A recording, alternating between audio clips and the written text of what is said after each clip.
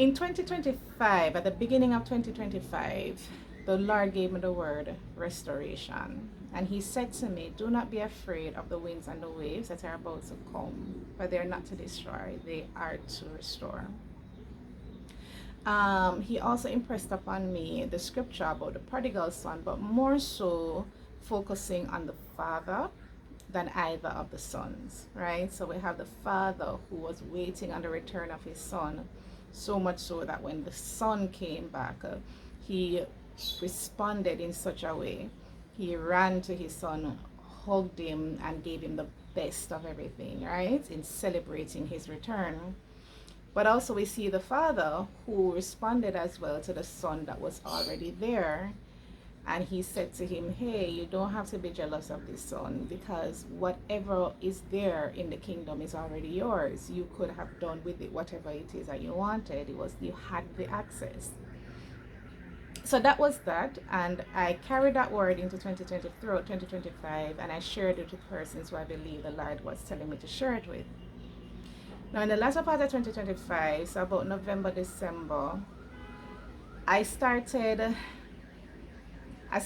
getting a deeper sense of looking more into God the Father, praying into it and praying into the revelation, so that the revelation of the Father would become so ingrained in our hearts and minds that we live from that place, that we begin to relate to God as Father.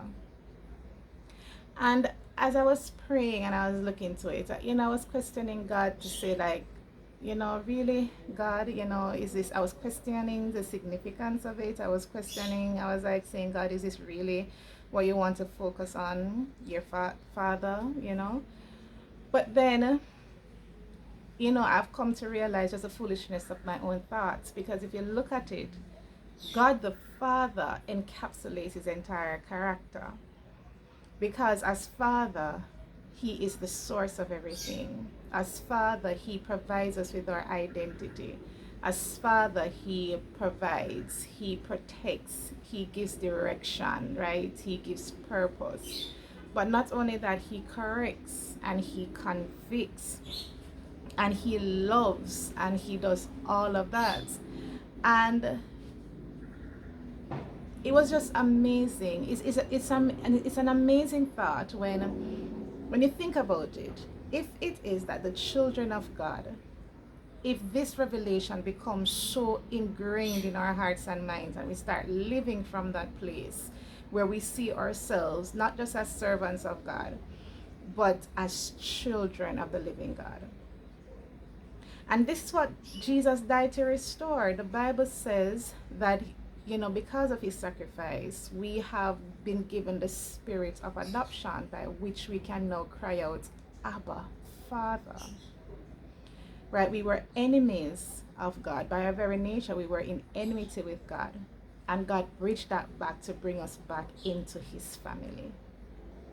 And not only that, because of that, the restoration of that relationship, we are now able to come boldly to the throne of grace, asking anything, And I'm thinking to myself, and I believe that this is what God wants, where it is that as sons and daughters, as children of the living God, relating to him and living from that space, right, as children, embracing that identity, how much different would our lives be when it is that we are connecting to God as our Father, knowing that he is a loving Father, and knowing that every single thing he does comes from the heart of a Father, the heart of a God who loves his children and wants the best for them. Imagine that space. And it's not only about embracing that identity, but imagine what it would be like if we carry our lives, if we live our lives from the space that I'm a child of God. I am walking in the purpose that my loving Father has ordained for me, knowing that whatever he decides is what's best. And if we live from that, if we breathe from that, if we function from that, if we speak from that, if we ask from that space, how much more different would our lives be? And I believe that is what God wants. God wants his children.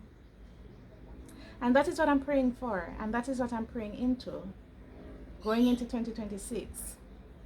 That the revelation that we are children of God, that we have been given the spirit of adoption by which we call Abba Father, and by which we can now go boldly to the throne of grace, approaching our Father for anything. And I believe this is what God wants. And I'm praying that we all embrace that. And I'm praying that we allow the Holy Spirit to function in a way to bring us to that space. What a difference. What a difference. See you next time. Bye-bye.